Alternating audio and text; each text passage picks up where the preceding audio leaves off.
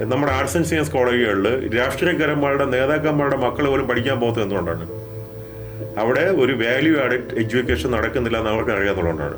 ഇവിടെ ഏതെങ്കിലും പാർട്ടിക്കാരുടെ നേതാക്കന്മാരുടെ മക്കൾ ഇവിടുത്തെ ആർട്സ് സയൻസ് കോളേജ് പഠിക്കുന്നുണ്ടോ? അവരെല്ലാവരും ക്രൈസ്റ്റിലും സിംബയോസിസിലും അത് കഴിഞ്ഞ് പിന്നെ ലണ്ടനിലൊക്കെ പോയാണ് പഠിക്കുന്നത്. ഇപ്പോൾ ലോക ജനസംഖ്യയുടെ 17% ആൾക്കാർ ജീവിക്കുന്നത് ഇന്ത്യക്കകത്താണ്. ലോക ജിയോഗ്രഫിയുടെ 2.4% ഉള്ളൂ ഇന്ത്യക്ക്. അപ്പോൾ 2.4%-നകത്ത് 17% ആൾക്കാർ ജീവിക്കുക എന്ന് പറയുന്നത് human beings are by birth they're nomads. അവരെന്തായാലും പണ്ട് ഫ്ലൈറ്റും കപ്പലും ഒന്നും ഇല്ലാത്തപ്പോൾ പോലെ ആൾക്കാർ എന്ത് ചെയ്തു? ആൾക്കാർ പോയിട്ടുണ്ട്. അപ്പോൾ ഇതുള്ള സമയത്ത് പോകും. കഴിഞ്ഞ കുറേ കാലങ്ങളായിട്ട് 25%-ഓളം സീറ്റുകൾ വേക്കൻ്റ് ആണ്. അപ്പോൾ നമുക്ക് ഈ സിസ്റ്റം റൺ ചെയ്യാൻ വേണ്ടിയിട്ട് അനധ്യാപകരായിട്ട് 25% ആൾക്കാർ കുറച്ച് മതി. പക്ഷെ അവിടെ ഒരു കുറവ് വരുന്നില്ല. സ്റ്റോറീസിൻ്റെ വീഡിയോ ബോക്സിലേക്ക് വീണ്ടും സ്വാഗതം. നമസ്കാരം. പ്രവീൺ കമലമ്മ വലിയ കരിയർ ഗൈഡാണ്, ലീഡർഷിപ്പ് ട്രെയിനറാണ്. എനിക്ക് പ്രവീൺ കമലമ്മയുടെ ഒരു എക്സ്പീരിയൻസ് വെച്ചിട്ട് എനിക്ക് ചോദിക്കാനുള്ളത്, ഈ കേരളത്തിൽ പണ്ട് ഡിഗ്രിക്ക് ഒരു അഡ്മിഷൻ കിട്ടുമെന്ന് പറഞ്ഞാൽ ഭയങ്കര പാടായിരുന്നു. ഐ മീൻ ഈ പള്ളിയിലച്ഛനെ കാണണം, അല്ലെങ്കിൽ പഞ്ചായത്ത് മെമ്പറെ കാണണം, അല്ലെങ്കിൽ NSSൻ്റെ ആൾക്കാരെ കാണണം, രാഷ്ട്രീയക്കാരെ കാണണം, MP-യുടെ കത്ത് വാങ്ങണം, ഇങ്ങനെയൊക്കെ ഉള്ള പരിപാടി ഉണ്ടായിരുന്നു. ഇപ്പോൾ ഈ ഡിഗ്രി കോഴ്സ് ആർക്കും വേണ്ട. ഒരു കോഴ്സിനുള്ളത് 4-5 പേര്, 10 പേര്, 12 പേരൊക്കെയാണ് ഈ ഫിസിക്സ് ആയാലും കെമിസ്ട്രി ആയാലും മാത്സ് ആയാലും കോളേജുകളിൽ പഠിക്കുന്നത്. ഈ ഡിഗ്രി കോഴ്സസ് കേരളത്തിൽ സാച്ചുറേറ്റഡ് ആവുകയാണോ? കഴിഞ്ഞോ? അതിൻ്റെ കാലം കഴിഞ്ഞോ? അല്ല, ഡിഗ്രി സാച്ചുറേറ്റഡ് ആവത്തില്ല.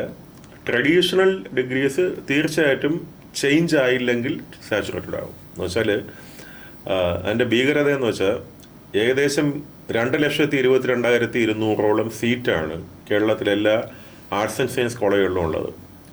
അതിനകത്ത് 88,000-ലധികം സീറ്റുകൾ കഴിഞ്ഞ വർഷം വേക്കൻ്റ് ആയിരുന്നു. എന്ന് വെച്ചാൽ 37% സീറ്റുകൾ വേക്കൻ്റാണ്. നമ്മൾ മനസ്സിലാക്കേണ്ട വേറൊരു കാര്യം, കേരള യൂണിവേഴ്സിറ്റിയിലെ എയ്ഡഡ് കോളേജുകളിൽ പോലും ഏകദേശം 5,000 സീറ്റ് വേക്കൻ്റ് ആയിരുന്നു.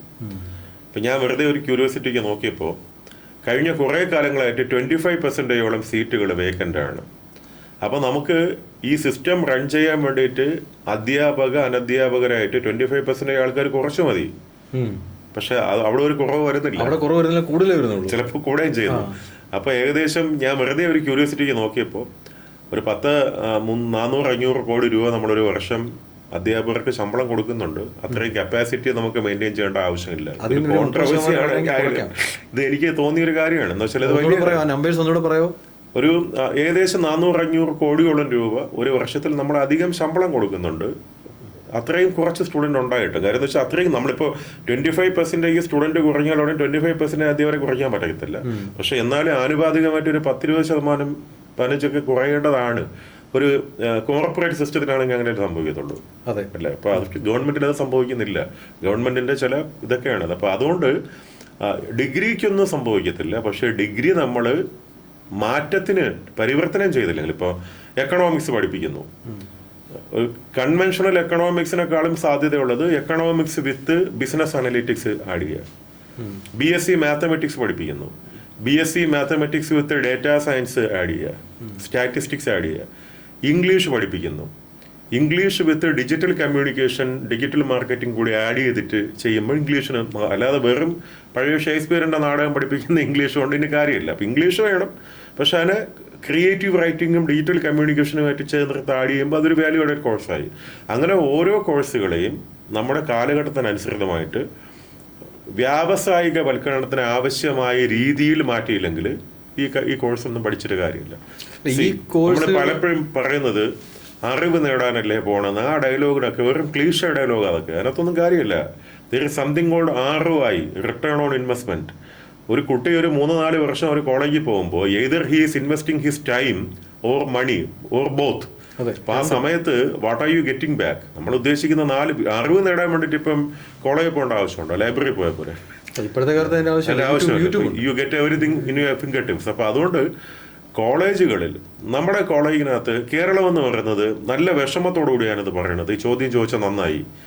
കേരളം എന്ന് പറയുന്ന സ്ഥലം ഇന്ത്യയുടെ എഡ്യൂക്കേഷൻ ഹബ്ബാവേണ്ട സ്ഥലമാണ്. കാര്യം ആദ്യമായി സാക്ഷരത കൂടിയ സംസ്ഥാനം നമ്മുടേതായിരുന്നു, അല്ലേ? അപ്പോൾ ഇവിടെ ഒരു വിദ്യാഭ്യാസ ഹബ്ബാവേണ്ട സ്ഥലമാണ്. പക്ഷെ ഞാൻ ഓപ്പണായിട്ട് പറഞ്ഞാൽ ക്യാമ്പസ് രാഷ്ട്രീയത്തിൻ്റെ ഒരു വൃത്തികെട്ട അവസ്ഥ കേരളത്തിലെ കോളേജുകളിലുണ്ട്. ഒരു വലിയ പരിധിവരെ നമ്മുടെ ആർട്സ് ആൻഡ് സയൻസ് കോളേജുകളിൽ രാഷ്ട്രീയക്കാരന്മാരുടെ നേതാക്കന്മാരുടെ മക്കൾ പോലും പഠിക്കാൻ പോകുന്നത് എന്തുകൊണ്ടാണ്? അവിടെ ഒരു വാല്യൂ ആഡഡ് എഡ്യൂക്കേഷൻ നടക്കുന്നില്ല എന്ന് അവർക്ക് അറിയാമെന്നുള്ളതുകൊണ്ടാണ്. ഇവിടെ ഏതെങ്കിലും പാർട്ടിക്കാരുടെ നേതാക്കന്മാരുടെ മക്കൾ ഇവിടുത്തെ ആർട്സ് സയൻസ് കോളേജ് പഠിക്കുന്നുണ്ടോ? അവരെല്ലാവരും ക്രൈസ്റ്റിലും സിംബയോസിസിലും അത് കഴിഞ്ഞ് പിന്നെ ലണ്ടനിലൊക്കെ പോയാണ് പഠിക്കുന്നത്. പിന്നെ വേറൊരു വലിയ ഒരു ബലഹീനത എന്ന് വെച്ചാൽ അത്യാവശ്യം റിച്ചായിട്ടുള്ള ഒരു കോളേജിലും ഈ ക്യാമ്പസ് പൊളിറ്റിക്സ് ഒന്നുമില്ല. പാവപ്പെട്ടവൻ്റെ മക്കൾ പഠിക്കുന്ന പോളിടെക്നിക്കുകൾ, ITഐകൾ, അല്ലെങ്കിൽ ഏതെങ്കിലും അങ്ങനെയുള്ള ഗവൺമെൻറ് കോളേജുകൾ, ഗവൺമെൻറ് സ്കൂളുകളിലൊക്കെയാണ് അവന്മാർ ഏറ്റവും അധികം കയറി ഈ വൃത്തികേട് കാണിക്കുന്നത്. ക്യാച്ച് ദം യങ് എന്ന് പറയുന്ന അണികളെ ഉണ്ടാക്കുന്ന ഒരു പോളിസി. ഇതൊന്നുകിൽ കുട്ടികൾ തിരിച്ചറിയണം, അല്ലെങ്കിൽ മനുഷ്യരിത് തിരിച്ചറിയേണ്ട കാലം കഴിഞ്ഞു. തീർച്ചയായിട്ടും ഒരു വലിയ പരിധി വരെ നമ്മുടെ ഇതിനകത്ത് കുറച്ച് സന്തോഷം പ്രൊഫസേഴ്സൊക്കെ അനുഭവിക്കുന്നുണ്ട്. പിള്ളേരൊന്നും വരുന്നില്ല ക്ലാസ്സിൽ, അവർക്ക് എന്തായാലും ശമ്പളം കിട്ടും. പിള്ളേരെ പഠിപ്പിക്കാതെ തന്നെ ടീച്ചർമാർക്ക് ഗവൺമെന്റ് ഉദ്യോഗമാണല്ലോ. അപ്പൊ അതിനകത്ത് വേറെ പേടിക്കേണ്ട കാര്യമൊന്നുമില്ല. അപ്പോൾ അത് അവരുടെയും കുറ്റമല്ല. ഇപ്പൊ നമ്മളായാലും ആ സിറ്റുവേഷനിൽ ഇപ്പൊ അതേ ചെയ്യുമായിരിക്കത്തുള്ളൂ.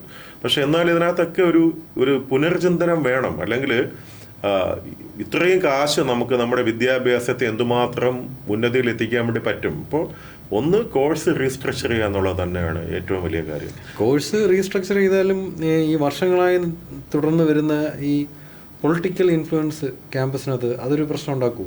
അങ്ങനെയാണെന്നുണ്ടെങ്കിൽ അങ്ങനെ വരുമ്പോൾ ഈ കോഴ്സുകളും ഈ ക്ലാസ്സുകൾ നടക്കാതെ വരുമ്പോൾ വെറുതെ ആയി പോകും. പിള്ളേർ വീണ്ടും പുറത്തേക്ക് തന്നെ പോകും.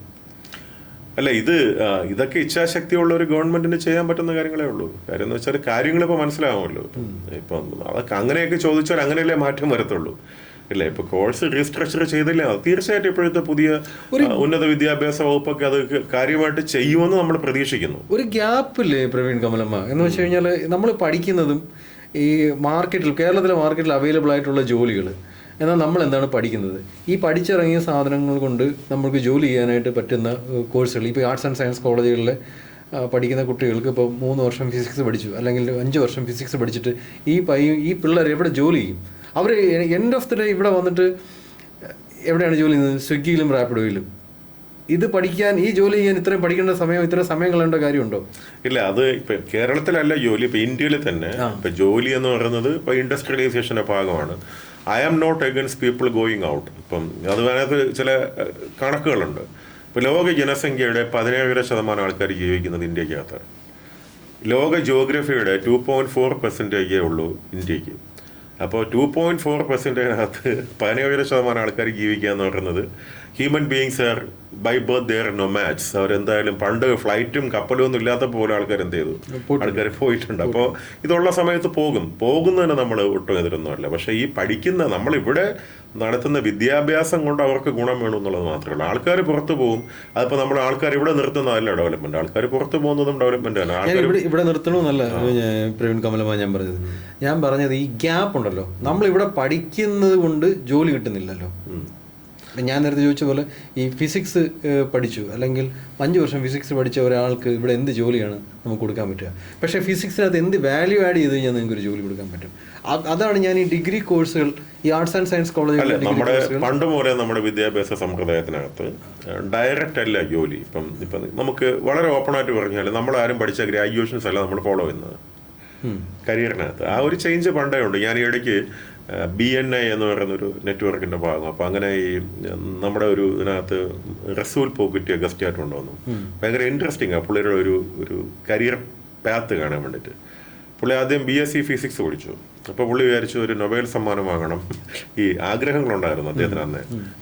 അങ്ങനെ നൊബേൽ സമ്മാനം വാങ്ങണമെന്ന മോഹവുമായി പുള്ളി പിന്നെ നേരെ പോയത് ലോ കോളേജിലാണ്. പോയി LLB പഠിച്ചു. ഫിസിക്സ് പഠിച്ചിട്ട് പിന്നെ LLB പഠിച്ചു. ഇങ്ങനെയാണല്ലോ നമ്മുടെ നാട്ടിൽ ഇങ്ങനെയാണ്. LLB പഠിച്ചു. അപ്പോൾ വിചാരിച്ചു ചീഫ് ജസ്റ്റിസ് ഓഫ് ഇന്ത്യ ആകാം. അതിൻ്റെ ഇടയിൽ കൂടി MA പബ്ലിക് അഡ്മിനിസ്ട്രേഷനും പഠിച്ചിട്ടുണ്ട്. അപ്പോൾ ഇനി എങ്ങാനും പ്രധാനമന്ത്രിയായിട്ട് ആവുകയാണെങ്കിൽ ഇങ്ങനത്തെ ഒരു ആഗ്രഹത്തോടെ പഠിച്ച ആളാണ്. അന്ന് എന്ത് ചെയ്യുന്ന വെച്ചാൽ അത്യാവശ്യം പഠിക്കുന്ന ആൾക്കാരൊക്കെ എന്ത് ചെയ്യും? എല്ലാ കോളേജിലും അപ്ലൈ ചെയ്യും. അങ്ങനെ പുള്ളി ഫിലിം ഇൻസ്റ്റിറ്റ്യൂട്ടിലും അപ്ലൈ ചെയ്തു. And he got sound engineering from institute. അപ്പോൾ ഈ ഫിസിക്സ് ഒക്കെ ഇഷ്ടമായതുകൊണ്ട് സൗണ്ട് സെലക്ട് ചെയ്തത്. അപ്പോൾ സൗണ്ട് എഞ്ചിനീയറിംഗ് പഠിക്കുമ്പോഴും ക്യാമ്പസിൽ പുള്ളിക്ക് ഏറ്റവും കൂടുതൽ താല്പര്യം ഡയറക്ഷൻ്റെ ക്ലാസ്സിനകത്തായിരുന്നു. അവിടെയൊക്കെ പോയിരുന്നിട്ടുണ്ട്. അങ്ങനെ ഇഷ്യൂസൊക്കെ ഉണ്ടായിട്ടുണ്ട്. ആൻഡ് പിൽക്കാലത്ത് he's the first recipient of Oscar for India in A competition ആയിട്ട് ഫോർ സൗണ്ട് എഞ്ചിനീയറിംഗ്.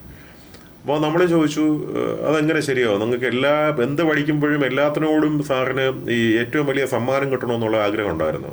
അത് ഞാൻ തമാശയ്ക്ക് പറഞ്ഞതാണ്. I want to be the best in whatever I do.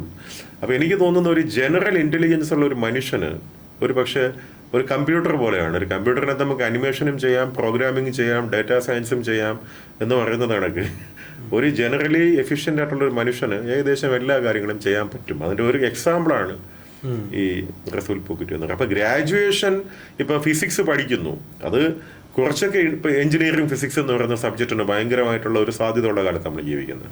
പക്ഷെ ആ ഒരു രീതിയിലോട്ടല്ല നമ്മൾ പഠിപ്പിക്കുന്ന.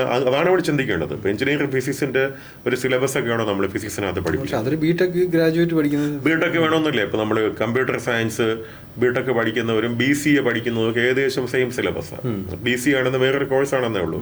ഒന്ന് ഡിഗ്രിയാണ്, മറ്റേത് ബിടെക് ആണ്, ഇത് BC ആണെന്നേ ഉള്ളൂ. പക്ഷേ ഏകദേശം സെയിം സിലബസ് ആണ്. അപ്പോൾ ഞാൻ പറഞ്ഞല്ലോ, ഇത് ഇപ്പോൾ BSc ഫിസിക്സ് പഠിക്കുന്ന കുട്ടിക്ക് ജാമൊക്കെ എഴുതി IIT-ലൊക്കെ പോയിട്ട് MTech ഒക്കെ പോയി MSc ഒക്കെ പഠിക്കാനുള്ള റിസർച്ച് ഒക്കെ ചെയ്യാനുള്ള ഓപ്ഷൻസ് ഉണ്ട്. പക്ഷെ ആ ഒരു നിലവാരത്തിലോട്ട് ആരും പോകുന്നില്ല. ഇപ്പോഴും വെറുതെ ഒരു ഡിഗ്രി എടുക്കാന്ന് വെച്ചിട്ട് മുമ്പ് അങ്ങനെ ഒരു സ്വഭാവം ഉണ്ടായിരുന്നു. ഞാനതാണ് ഇപ്പം റസൂൽ പൂക്കുറ്റിയുടെ എക്സാമ്പിൾ പറഞ്ഞത്. പക്ഷെ ഇന്നത്തെ കുട്ടികൾ കൂടുതലും ജോബ് ഓറിയന്റഡ് ആയിട്ടുള്ള കോഴ്സുകൾ കിട്ടുക കൊള്ളാമെന്ന് ആഗ്രഹിക്കുന്നു. അവിടെയാണ് പ്രവീൺ കമലം നേരത്തെ പറഞ്ഞല്ലോ, വെറുതെ ഒരു ഡിഗ്രി എടുക്കാനായിട്ട് ആരും കോളേജിൽ പോകുന്നില്ല. അപ്പൊ ഈ വെറുതെ ഒരു ഡിഗ്രി എടുക്കാൻ പോകുന്ന 25-30% ആൾക്കാരാണ് ഇവിടുന്ന് വിട്ടുമാറിയിരിക്കുന്നത്. അവർ ഫോക്കസ്ഡ് ആണ്. അങ്ങനെ അവർ എല്ലാ കുട്ടികളും ഫോക്കസ്ഡ്. ഇപ്പം നമ്മളെ ഇപ്പോഴത്തെ ആൾക്കാരെ വന്ന് കാണുന്നവരുടെ എണ്ണം കൂടുന്നു. പിന്നെ സാമ്പത്തിക സ്ഥിതി ഞാൻ വളരെ പ്രായോഗികമായിട്ട് ഇതൊക്കെ അറിയുന്നുണ്ട്. സാമ്പത്തിക സ്ഥിതി ഒരു വലിയ ഘടകമാണ്. ഇപ്പം എല്ലാ കുട്ടികൾക്കും പ്രൈവറ്റ് കോളേജുകളിലൊക്കെ പോയി പഠിച്ച് ഒരു ജോബ് ഓറിയന്റഡ് ഒരു കോഴ്സൊക്കെ പഠിക്കാനുള്ള സാമ്പത്തിക സ്ഥിതിയില്ല. അപ്പോൾ അങ്ങനത്തെ കുട്ടികളാണ് ആർട്സ് ആൻഡ് സയൻസ് കോളേജുകളിൽ പോയി പഠിക്കുന്നത്. അപ്പോൾ അവരെ നമ്മൾ സഹായിക്കുകയാണ് വേണ്ടത്. അവിടെയാണ് നമ്മൾ ഇതിനെയൊക്കെ വളരെയധികം ഒരു ഫ്യൂച്ചറിസ്റ്റിക് ആയിട്ടുള്ള കോഴ്സസ് ആക്കി മാറ്റേണ്ടതും ഈ രാഷ്ട്രീയത്തിൻ്റെ അതിപ്രസരം വന്ന് അവസാനിപ്പിക്കേണ്ടതും. അത് വളരെയധികം ഏതെങ്കിലും ഒരു വിദ്യാർത്ഥി യൂണിയൻ ക്യാമ്പസ് പ്ലേസ്മെന്റ് ഉണ്ടാക്കണമെന്ന് വെച്ചാൽ സമരം ചെയ്യുന്ന കണ്ടിട്ടുണ്ടോ? ഇല്ല. വിദ്യാർത്ഥിയൊക്കെ ആവശ്യം ഒന്നാണ് അല്ലേ, പ്ലേസ്മെന്റ് വേണം. ഞാൻ തമാശയ്ക്ക് പറയും, IIT-ലും IIM-ലും പിന്നെ CET-ലും NIT-ലൊക്കെ പോകുന്ന പിള്ളേരൊക്കെ ഭയങ്കര സെൽഫിഷാണ്. അവർക്ക് സ്വന്തം തന്തയുടെ നാളേരം കാര്യം നോക്കാൻ ആഗ്രഹമുണ്ട്. പക്ഷെ നിങ്ങളൊക്കെ നാട്ടുകാരെ കാര്യം നോക്കാൻ വലിയ ആഗ്രഹമുള്ള വിശാല ഹൃദയന്മാരായിപ്പോയി. അതാണ് വ്യത്യാസം ഇല്ലേ. ഇപ്പം അവിടെ പോകുന്ന കുട്ടികൾക്കും രാഷ്ട്രീയ ബോധമൊക്കെ എല്ലാവർക്കും ഉണ്ട്. ഇവർ വിചാരിക്കുന്നത് കക്ഷി രാഷ്ട്രീയം ഇല്ലെങ്കിൽ മനുഷ്യന് രാഷ്ട്രീയം ഇല്ലെന്നാണോ പറയുന്നത്? അങ്ങനെയൊന്നുമില്ല. എല്ലാ മനുഷ്യർക്കും നല്ല രാഷ്ട്രീയ ബോധമുള്ളവരാണ്, ജനാധിപത്യ ബോധമുള്ളവരാണ്. അതങ്ങനെയൊക്കെയാണ് ഈ സംസാരങ്ങൾ. ഇപ്പം രാഷ്ട്രീയമില്ലെങ്കിൽ അരാഷ്ട്രീയവാദി എന്നൊക്കെ വിളിച്ചു കളയും. അങ്ങനെയൊന്നും അല്ലല്ലോ, അരാഷ്ട്രീയവാദിയൊന്നുമല്ല. നമ്മളൊക്കെ നല്ല രാഷ്ട്രീയ ബോധമുള്ളവരായതുകൊണ്ടാണ് ചിലപ്പോൾ ഒരു പാർട്ടിയുടെ മെമ്പർ ആവാത്തത്. കാര്യം അല്ലേ. അപ്പം അങ്ങനെയുള്ള ഒരു 10-15% ആൾക്കാരാണ് ജനാധിപത്യത്തിനെ മാറ്റിമറിക്കുന്നത്. അല്ലാതെ അതാണല്ലോ സത്യം, അവരാണല്ലോ ചേഞ്ച് ചെയ്യുന്നത് ഇല്ലേ. അവർക്കാണ് ശരിക്കും രാഷ്ട്രീയ അവബോധമുള്ളത്. ED അറസ്റ്റ് ചെയ്തുകൊണ്ട് പോയ ഒരു പയ്യന്റെ വീട് ഇപ്പോൾ കണ്ടായിരുന്നു. ഇല്ല, അതൊക്കെ ഞാൻ പറയണത് ഇതെല്ലാം ഈ ഒരു അവസ്ഥ മാറിയേ മതിയാവും. അപ്പം ഈ ഒരു അവസ്ഥ മാറണമെങ്കിൽ കുറച്ച് ആത്മാർത്ഥത സംസാരത്തിലല്ല പ്രവൃത്തിയിൽ ഗവൺമെൻറ്റുകൾ കാണിച്ചു കഴിഞ്ഞാൽ അതൊക്കെ മാറ്റാൻ പറ്റുന്ന കാര്യങ്ങളേ ഉള്ളൂ. ഇപ്പം വിദ്യാർത്ഥികളെ തന്നെ, ഈ പാവപ്പെട്ട പിള്ളേർ, ഇപ്പോഴത്തെ പുതിയ ഒന്നിനെയും പറയുന്നില്ല, പുതിയ വിദ്യാർത്ഥി നേതാക്കന്മാരെ കണ്ടിട്ടുണ്ടോ? അവരെ ഇപ്പോൾ ഏറ്റവും വലിയ കോമഡി പീസാണ് അവർ അല്ലേ. ഇപ്പം ആൾക്കാർ ചിരിക്കാൻ വേണ്ടിയിട്ടാണ് അവരെ വീഡിയോസ് എന്ത് ചെയ്യുന്നത്, ഷെയർ ചെയ്യുന്നത്. അവരെ പ്രസംഗം കേട്ട് കഴിഞ്ഞാൽ നമ്മൾ ചിരിക്കും. അങ്ങനെ ആയിരുന്നില്ല ഒരു കാലത്ത് വിദ്യാർത്ഥി രാഷ്ട്രീയം. അന്നത്തെ നേതാക്കന്മാർക്ക് ഒരുപാട് ബഹുമാനം കിട്ടിയിരുന്നു. ഇന്ന് അവർ വെറും കോമഡി പീസുകളായിട്ട് മാറി. അപ്പോൾ അവർ അധപ്പതനം ഉണ്ട് നന്നായിട്ട്. പണ്ട് പേരൻസിന് ഒരു കുട്ടികളുടെ മേലൊരു ഇൻഫ്ലുവൻസ് ഉണ്ടായിരുന്നു, ഇത് ഒരു ഡിഗ്രി ചെയ്യണം എന്നൊക്കെയുള്ള കാര്യത്തിനകത്ത്. പക്ഷേ ഇപ്പോഴത്തെ കുട്ടികൾക്ക് അങ്ങനെ ഒരു പേരൻസിൻ്റെ ഒരു ഇൻഫ്ലുവൻസ് ഇല്ല. അപ്പം നിങ്ങൾക്ക് ഇഷ്ടമുള്ളത് പഠിക്കാം എന്ന് പേരൻസ് പറയുന്നുണ്ട്. എന്നിട്ട് പോലും ഈ കുട്ടികൾ ഈ ആർട്സ് ആൻഡ് സയൻസ് കോളേജുകളിലോട്ട് പോകാൻ ഒട്ടും താല്പര്യമില്ല. ഇത് ഞാൻ പറയുന്നത് വെച്ച് കഴിഞ്ഞാൽ നമ്മുടെ ഒരു കാലത്ത് ഈ ആർട്സ് ആൻഡ് സയൻസ് കോളേജിൽ പ്രവീണൊക്കെ ഒരു അഡ്മിഷൻ കിട്ടാൻ വേണ്ടി ക്യൂ നിന്നിട്ടുണ്ടാവും. തീർച്ചയായിട്ടും അല്ലേ. അത്രയ്ക്ക് ടൈറ്റ് ആയിരുന്നു ഒരു ക്ലാസ്സിൽ ഒരു അഡ്മിഷൻ കിട്ടുക എന്ന് പറഞ്ഞു കഴിഞ്ഞാൽ. ഏതെങ്കിലും കോളേജിൽ കിട്ടിയാൽ അന്ന് ഫിസിക്സും കെമിസ്ട്രിയൊക്കെ അഡ്മിഷൻ കിട്ടുന്നത് ജീനിയസ് ഒക്കെ ആയിരുന്നു ഇല്ലേ. നമുക്കൊന്നും കിട്ടിയിട്ടില്ല, നമ്മളൊക്കെ ഹിസ്റ്ററി ഒക്കെ പഠിച്ച ആൾക്കാർ. അപ്പം പക്ഷെ ഇന്നിപ്പം ഹ്യൂമാനിറ്റീസിന് വേറൊരു മുഖമുണ്ട്, നമുക്ക് പിന്നെ സംസാരിക്കാം. അപ്പം അതുകൊണ്ട് ഇത് നമ്മൾ അഡ്രസ് ചെയ്യേണ്ട വിഷയമാണ്. കാര്യം ഇതൊക്കെ ആരും പറയാൻ മടിക്കുന്ന കാര്യങ്ങളാണ്. ഈ ഡിഗ്രി കോഴ്സുകൾക്ക് തീർച്ചയായിട്ടും ഡിഗ്രി കോഴ്സുകൾ കണ്ടക്ട് ചെയ്യാൻ വേണ്ടിയിട്ട് പിന്നെ ഒരു പോയിന്റും കൂടി ഞാൻ എൻ്റെ ഒബ്സർവേഷൻ പറയാം. നമ്മുടെ വിദ്യാഭ്യാസ സ്ഥാപനങ്ങളിലെ അധ്യാപകരുടെ സാലറിയുടെ ഒരു ഇതുണ്ട്. ഇപ്പോൾ UGC അല്ലെങ്കിൽ ഗവൺമെൻറ് സ്കെയിലുള്ള അധ്യാപകർക്ക് മാന്യമായ നല്ല ശമ്പളം കിട്ടുമ്പോൾ അൺഎയ്ഡഡ് കോളേജുകളിലെയും സ്കൂളുകളിലെയും അധ്യാപകർക്ക് വളരെ തുച്ഛമായ ശമ്പളമാണ് കൊടുക്കുന്നത്. അതൊരു സത്യമായ കാര്യമാണ്. അപ്പോൾ എന്നാൽ റിസൾട്ട് ഉണ്ടാകുന്നത് അവിടെ നിന്നാണ്, അവിടെ നിന്ന് ഏറ്റവും നല്ല റിസൾട്ടുകൾ അവിടെ നിന്ന്. അപ്പോൾ ഇതെങ്ങനെ സംഭവിക്കുന്നു? ഏറ്റവും അധികം വിദ്യാഭ്യാസമുള്ള PhD ഉള്ള വളരെ കോമ്പറ്റീറ്റീവ് ആയിട്ടുള്ള എക്സാമിനേഷൻസ് പാസ്സായിട്ട് ഗവൺമെൻറ് ജോലി വാങ്ങുന്ന അധ്യാപകർ പഠിപ്പിക്കുന്ന സ്ഥാപനങ്ങളെക്കാളും റിസൾട്ട് എങ്ങനെയാണ് അവരെ 4-1 ശമ്പളം വാങ്ങുന്ന ബാക്കിയുള്ള സ്ഥാപനങ്ങൾ ഉണ്ടാക്കുന്നത്? അപ്പം ഞാൻ പറയണത് ഇതിനകത്തൊക്കെ ഒരു വളരെ ആത്മാർത്ഥമായ ഒരു തീരുമാനം വേണം. കാര്യം ഈ പഠിപ്പിക്കുന്ന അധ്യാപകർക്ക് കുറച്ചെങ്കിലുമൊക്കെ ഒരു നോർമലൈസേഷൻ വേണം സാലറിക്കകത്തൊക്കെ. അപ്പം അതൊക്കെ അല്ലെങ്കിൽ ഈ ക്വാളിറ്റി നമുക്ക് താഴോട്ട് വന്നുകൊണ്ടിരിക്കത്തേ ഉള്ളൂ.